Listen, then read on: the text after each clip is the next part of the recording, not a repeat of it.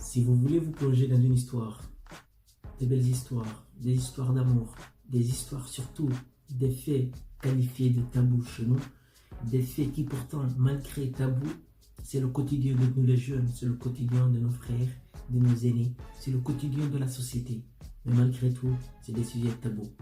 Alors ce jeune écrivain guinéen, pétri de talent, qui excelle dans l'écriture et dans la poésie, a préféré de lever le tabou sur ce sujet et le matérialiser dans un livre.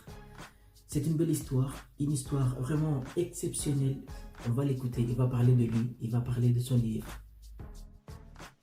Bonsoir, moi c'est Cheikh Talib Baldu, j'ai 24 ans et je suis titulaire d'un DES en méthode informatique appliquée à la gestion des entreprises. Je suis guinéen et je suis l'auteur de ce roman, ce livre intitulé Le silence de Dieu, qui est paru aux éditions Innov, qui est une maison d'édition ici en Guinée.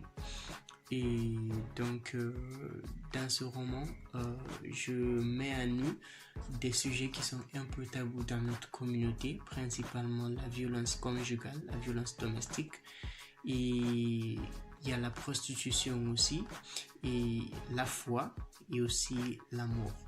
Donc, c'est l'histoire d'une jeune femme que l'on marie à son cousin comme le veut la coutume de leur famille. Mais après, ce mariage tourne au drame, quoi.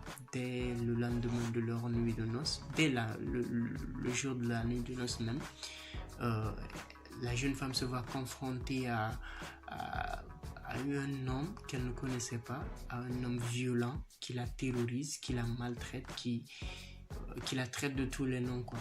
Donc c'est dans cette circonstance, dans ces circonstances-là qu'elle va remettre en question sa foi. Elle va commencer à se poser des questions sur sa foi, si Dieu l'a oublié ou pas.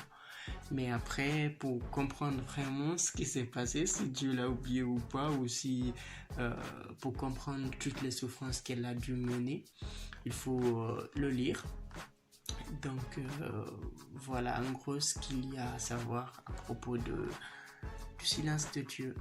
C'est un livre écrit par un jeune Guinéen, diplômé dans les universités guinéennes, qui a étudié en Guinée.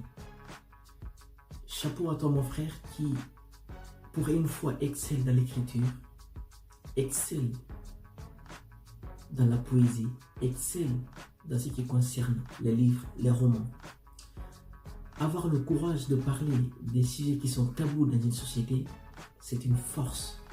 Avoir l'audace de parler au fort ce que les autres pensent si bas, c'est être fort dans la tête.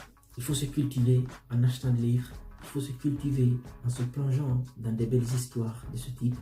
Nous passons tout notre temps à acheter des belles chemises, des vestes, des pantalons jeans ou des paires de baskets qui coûtent très cher. Et là, ce livre ne coûte que 150 000 francs guinéens, 15 € pour les Européens, peut-être 16 $ ou 15 $ pour les Américains. Voilà les contacts si toutefois vous voulez être en contact avec la maison d'édition ou le jeune en question. Vous pouvez vous procurer de ce livre. Vous cultivez la tête. La nourriture du cerveau, c'est la lecture. La nourriture du corps, c'est la nourriture. N'oubliez pas cela. Il faut nourrir votre cerveau. Le devoir de l'intelligence passe par la lecture. Le devoir de l'intelligence passe dans ce qui est écrit dans les livres. La lecture est la seule alimentation qui nourrit votre cerveau. Le corps, c'est important, mais la tête, c'est la vraie beauté. Notre physique, ce n'est que de la beauté physique. La vraie beauté, c'est la beauté qui est là, qui est dans votre tête. Alors, achetez ce livre. Vous êtes vivement recommandé d'acheter ce livre-là pour vous imprégner de l'histoire, de l'actualité de nos pays. Ce n'est pas seulement la Guinée. Ça, c'est un sujet qui concerne l'Afrique tout entière. Parce que l'Afrique, nous avons à peu près les mêmes cultures, les mêmes réalités, les mêmes choses que nous vivons au quotidien, dans notre vie, chaque jour, tous les jours, depuis des générations.